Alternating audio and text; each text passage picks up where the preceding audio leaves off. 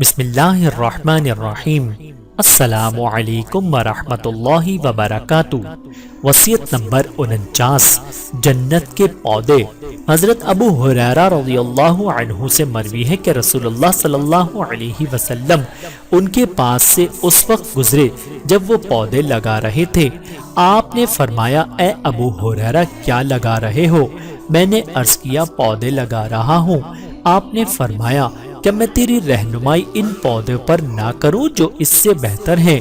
تو یہ کہا کر سبحان اللہ والحمد للہ ولا الہ الا اللہ واللہ اکبر، اللہ پاک ہے، تمام تعریفیں اللہ تعالیٰ کے لیے ہیں، اللہ کے سوا کوئی معبود نہیں اور اللہ سب سے بڑا ہے۔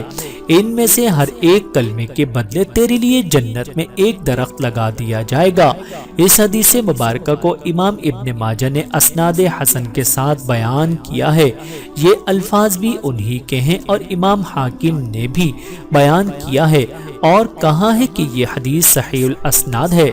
اللہ تعالیٰ سے دعا ہے کہ اللہ تعالیٰ ہم سب کو سمجھنے کی اور عمل کرنے کی توفیق عطا فرمائے۔